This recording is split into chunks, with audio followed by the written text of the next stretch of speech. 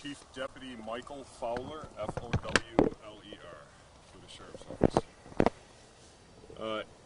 Approximately 4:47 this afternoon, deputies were called to an address on Cathy Drive for an assault in progress. They arrived within 3 minutes, and upon their arrival, they identified a male occupant of one of the residences here. They made verbal contact with this male and were able to elicit his cooperation and step outside the residence. They immediately detained him so that they could investigate the assault in progress report. The deputies made their way inside the home, and they found evidence of a very significant assault inside the home.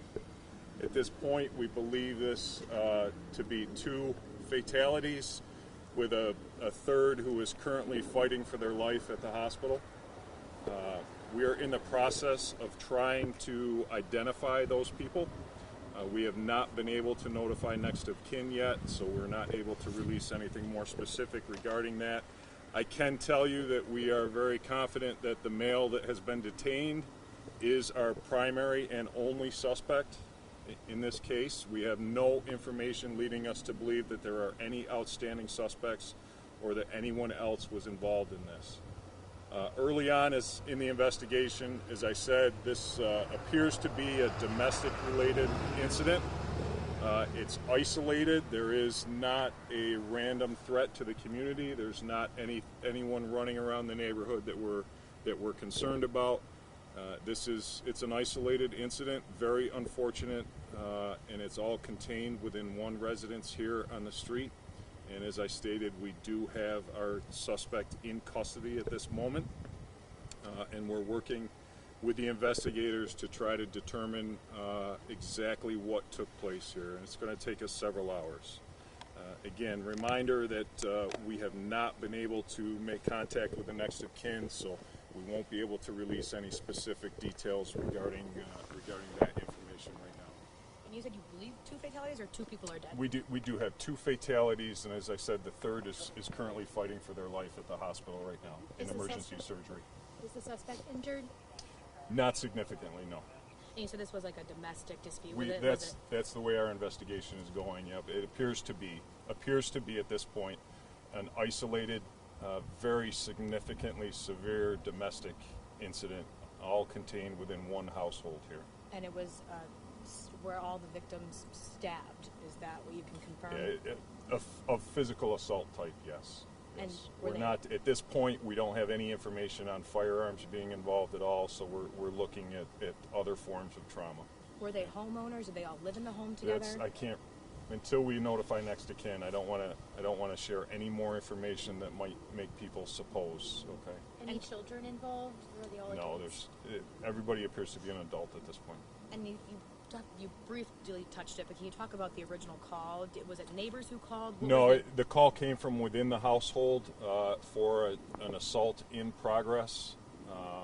And then when the deputies arrived on scene, there was one male up walking around that they made contact with. Were able to get his cooperation to get him to step out of the house, away from the victims, took him into custody, and then quickly identified the 3 victims within the house.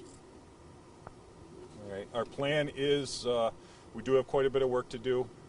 It will remain taped off for quite a while. We are also at the process of the investigative steps, working towards getting prepared for an arraignment that will probably happen late tonight or early tomorrow morning. Once that arraignment takes place, we will obviously release the information that was contained within that criminal complaint. And then we'll follow up in the morning with a more detailed release regarding identifying what exactly took place according to our investigation.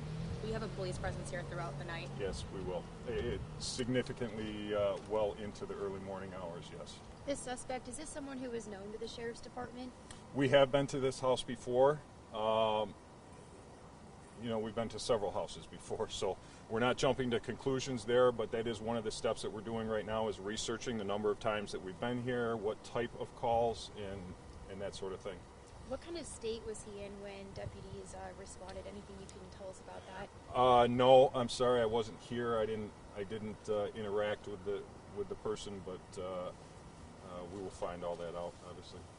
And sir, to recap, I'm coming in hot, sorry. Yep. So 2 dead, 1 injured, 1 suspect in custody, correct? That's correct, and we believe it to be an isolated incident, all contained, domestic-related incident, all contained within one household. Yes, sir. Thank Sorry, you. this third victim, would you say critical? Yes, very. Very. Fighting for their life. I'm sorry, did you say any more updates tonight or the morning? Or what The next update will come in preparation for the arraignment, when we're ready to go for the arraignment, and we will release the narrative content of that criminal information at that point, which will outline the charges, and we hope to be able to identify our suspects so that next of kin would have already been notified. Like likely tomorrow? Probably early morning. Okay. Like very early morning. We're going to shoot for probably get this wrapped up as quick as possible to get the next of kin notified. So probably after 11 p.m. ish is what I'm guessing. And the arraignment, would that be on? Would you wait until business hours for that tomorrow, or is No, that something we will do that as soon as we're ready. So it could be around like midnight or so. It could.